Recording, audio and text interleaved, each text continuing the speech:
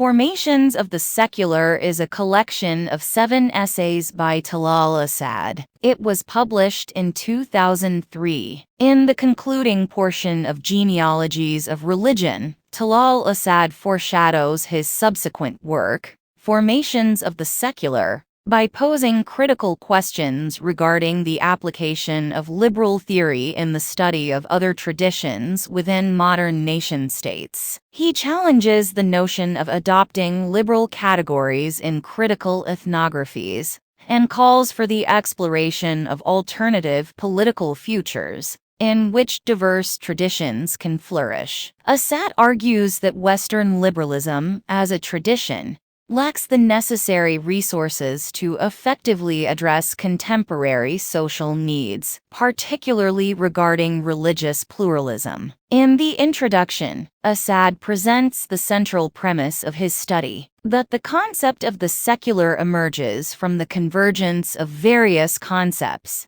practices, and sensibilities, and it predates the political doctrine of secularism. This premise is crucial as it highlights that concepts are not static universal ideas or products of a predetermined dialectical conflict. Instead, they are composite constructions, combining multiple other concepts, and shaped by evolving practices over time. Asad argues that understanding the power of concepts lies in recognizing their combinations and rich connections to ways of life, as well as their susceptibility to change. Asad initiates his critique by challenging idealized depictions of the modern nation-state as an egalitarian society. Unlike many political theorists who emphasize the perspective of the rational individual or minority groups, Asad adopts the viewpoint of the state and its institutions. In response to Charles Taylor's refinement of John Rawls' idea of finding agreement on core principles,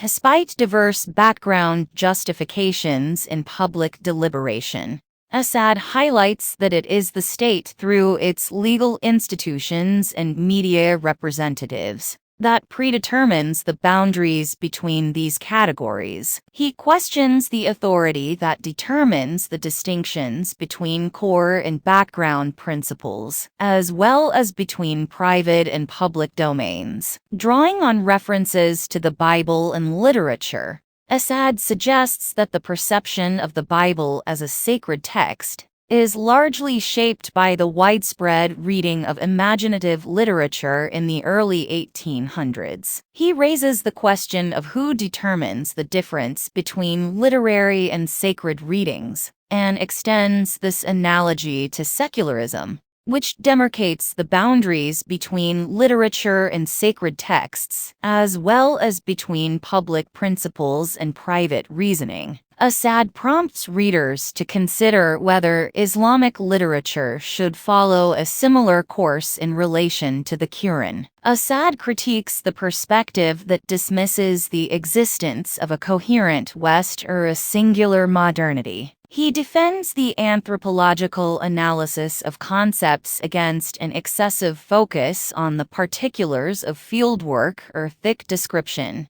as advocated by Clifford Geertz following Gilbert Ryle. Asad asserts that what sets modern anthropology apart is its comparative analysis of embedded concepts or representations across societies situated in different temporal and spatial contexts. He highlights the significance of examining the forms of life articulated by these concepts and the powers they enable or disable. Asad identifies secularism as one such concept, alongside religion, emphasizing the importance of understanding their effects rather than their origins, whether Western or non-Western. To uncover the combination of beliefs and practices that constitute the secular and demonstrate its social effects, Asad organizes the essays into 3 sections: secular,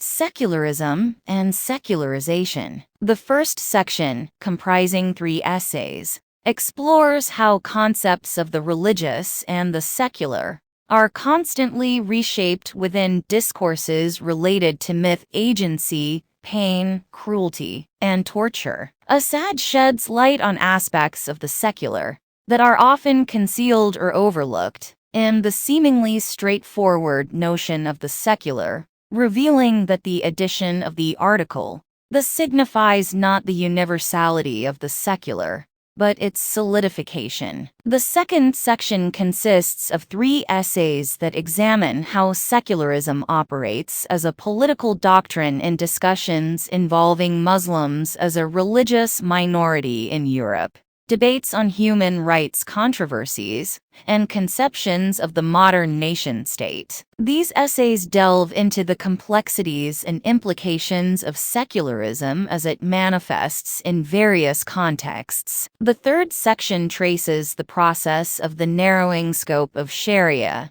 religious law, in Egypt during the late 19th and early 20th centuries, a period when European legal codes were being imported. Asad argues that this process involved not only the restriction of religious law to the realm of the family, but also a transformation of Sharia itself. In the process of being deemed sacred and establishing the family in Egypt, the tradition of debate within Sharia and its unique accommodation of human reasoning were stripped away.